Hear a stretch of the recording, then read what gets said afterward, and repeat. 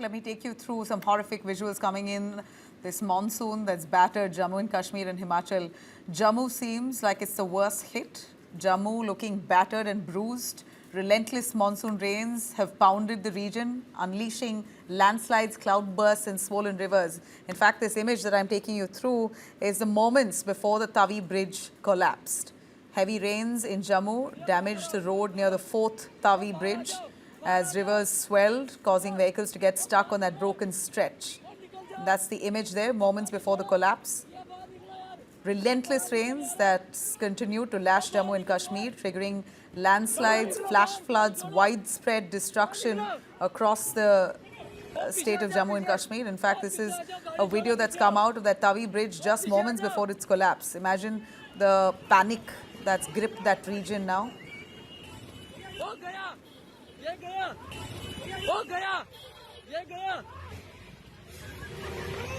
Oh shit! Oh, बाहर निकलो! ओ गाड़ी वाला भैया बाहर निकाले इसको! ओ बाहर निकाले! भैया कुछ करो, इनको निकालो! ओ बाहर आ जाओ! भैया! ओ बाहर निकलो! ओ निकल जाओ! ओ गाड़ी छोड़ो! भैया बाहर निकलो यार! ओ बाहर निकल यार! ओ बाहर निकल बाहर! गाड़ी छोड़ो! बाहर निकलो! और पीछे आ जाओ गाड़ी छोड़ो पीछे आओ और पीछे आ जाओ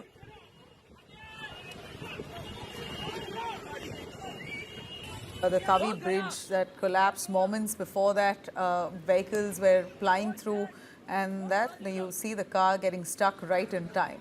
Now, this is the situation in parts of Jammu and Kashmir. Let me take you through details on Mata Vaishno Devi shrine. The shrine route in Katra, a landslide resulted in the death of nearly 9 pilgrims. That's left many injured as well. Yatra has been suspended. Trains to Katra has been cancelled. So Vaishno Devi Yatra that is currently underway. We saw pilgrims there bearing the brunt of it. A landslide that's killed 9 people. Across Jammu, landslides have cut off the Srinagar highway. Cloudbursts in Doda as well, triggering flash floods. Authorities have sounded a red alert, urging people to stay away. These are visuals from Doda. People have been asked to stay away from rivers in low-lying areas. In fact, the Tawi river has also risen 7 feet above the danger mark, battering the 4th Tawi bridge. We showed you visuals of that bridge as well. And very bad situation there in parts of Jammu and Kashmir. In Samba, let me show you. In Samba, the Basenter river that swelled to a record 9 feet, crossing evacuation levels for the first time ever.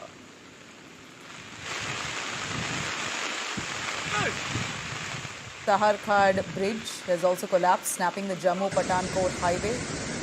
Chief Minister Omar Abdullah, after reviewing the situation, has warned that the worst may not yet be over. Disaster response teams are on maximum alert. In neighbouring Himachal, if I could take you through some images of Himachal as well, where the deluge seems to be devastating even there in the hill region. Himachal Pradesh, schools, colleges have been shut across 8 districts. These are images from Himachal, Dharamshala in fact, where we see an entire building collapsing. Schools and colleges have been shut. Over 685 roads are blocked, including 3 national highways. The Chandigarh-Manali highway is broken between Mandi and Kulu. There you have it. Images are terrifying. Tourists remain stranded as heavy rains pound the hill region there. Dharamshala, as I showed you, several houses have collapsed. Roads have caved in. And in Dharamshala itself, since June, 155 people have died in rain-related incidents. At least 37 are remaining, are still missing. They remain missing and no information on them. This month alone, Himachal has seen nearly 44% excess rainfall. Devastation doesn't stop there. Uttarakhand, Leh and Ladakh are also battling the same fury. Monsoon has turned menacing for the Himalayan states. Families uprooted, rivers are raging and lives hanging in balance. Authorities warn the next 36 hours will be crucial in this entire region. What's really happening to our fragile Himalayas? Why do cloudbursts, landslides, flash floods now feel like an annual curse? And it's getting worse every year. what must be done to minimize the loss? Joining me here for a little more on if this is a problem that's worsening annually. Let me bring in Vimlendu Jha. In fact, our guest joining us on the panel here. Thank you very much for speaking to News 9. If you can give us a sense on the rains that we see here that have unleashed mayhem year after year, situation seems to be getting worse, ma'am. Would you want to define what the real reason is? What has happened here? Is the situation worsening due to climate change? Are we seeing a pattern that only spirals out of control every year?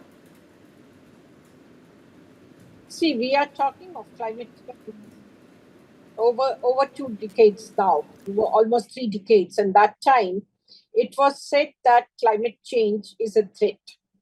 And there is one IPCC, Intergovernmental Panel on Climate Change, and they had built scenarios. And all these things were predicted. I would say that we are going to have extremes of precipitation, extremes of temperature, cloud burst, and so on. Now, let's first understand what is climate change. Now, climate change is the GHG emissions, the greenhouse gas emissions which are increasing due to burning of fossil fuel. It's also industrialization. So what therefore happens is that because of industrialization and automobile industry growing, everything in even agriculture, we are using too much of fertilizers and so on. So the emissions are rising. Not to say that initially there was no climate change, it was very gradually it was happening, but that because of industrialization, the pace went high. Now, let's look into that. It is not going to impact every country uniformly. And it was also predicted that countries like India, the increase in temperature is going to have negative impact on most of our activities, be it agriculture, be it heat stress, be it precipitation, and so on. So therefore, climate change, the Indians are not responsible, developing countries are not that much responsible, but then they have to bear the brunt. Now let's come to Himalayas and what is happening over there. And as I said, development has to take place. What we are looking at, can this development be green? Can we reduce GHG emissions? And you also must have heard the term net zero. So what we are saying is, whatever you are emitting, can it be taken care by planting more trees and so on? So the impact or GHG emissions, it becomes more or less equivalent to zero. Now let's come to Himalayas, because most of what you have shown just now, whether it is Himachal Pradesh or Jammu and Kashmir, what is happening over there? Like cities, the plains of India, in hills also, a lot of development is taking place. Himalayas are young mountains. With the result, when you uproot, whether you are building tunnels, whether it is some other activity, whether you are cutting trees, that is resulting in disturbance, which leads to landslides. What is also happening, because there is a term called carrying capacity. So there is carrying capacity of every city. Now, because of greed of those of us who lives in plain, we also want to have a house in the hills, or we want to take holiday as and when possible. So all that is further adding to the climate, the microclimate of that region as well. So we are using more of water, which is maybe coming from the springs. We are building homestays and people are not conscious. The foundation may not be that strong. And if there is any disturbance, that leads to loss of human life. So we have to be very careful. How much is the carrying capacity? How much of construction should we be permitting? And somewhere I'll say we should also become less greedy. We don't have to visit hills all the time and have our own houses built in mountains as well. Dr. Vibha, I apologize for naming you wrongly. Dr. Vibha is, in fact, the Director General of TERI, which is an Energy and Resource Institute, an independent Indian think tank, to give us a little sense on sustainable energy, clean energy, pollution management, and of course, climate change. So, Vibha here is possibly the best to give us a sense on how bad the situation is for India and where we could be headed towards. Ms. Vibha, is this reversible? From what we see here, roads caving in and landslides, you gave us a brief as to how overpopulation could be one of the reasons. But is that it? Are we overutilizing our resources? What about climate change in terms of heat waves and a ripple effect with a monsoon like this? See, right now, if you say, can we reverse it, it's going to take us many years, as it has taken many years to feel the impact. So right now also, under the leadership of Honorable Prime Minister Modi ji, India has taken the pledge that now the growth is going to be sustainable. It's going to be green growth. We are depending lots on renewables. We are looking for nature-based solutions. When I spoke of net zero, so therefore, why not to plant more trees? And even the so-called wasted lands, can we even put trees over there? And those who are growing them also get credit for it as carbon credits. So what we can do right now is, can we delay it? Can we delay GHG emissions, the impact of GHG emissions at the micro level? So it is mitigation first. We also have to look at adaptation. And that is where the houses should be built. How many houses, guest houses, should actually be permitted to be built. And similarly, when we look at the developmental activities, there again, we have to be conscious that development cannot be at the cost of ecological security. So we want that area to remain there the way it is. And it is what we always say, that this planet doesn't belong to us, our generation. It's a lease from our children, and therefore we have to leave it in a better place than what we inherited. Any word of advice at a time like this? We all, like you said, people love wanting to go to the hills and owning a house there. You want to settle there somewhere more calmer, beautiful weather. But what are we really doing to the environment there? Should there be regulations and law in place against buying property in hill areas unless you're a native? Do you think that will help?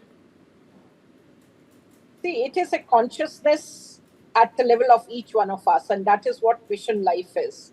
Because any amount of policing is not going to help you. Because if I'm really determined to have a house, say in Uttarakhand, and they put a limit of 2 or 3 nalis, I'll simply decide, and I want more, I'll say, okay, all my children, I'll buy it on their name as well, so that I have a bigger piece of land. So it's not going to help us.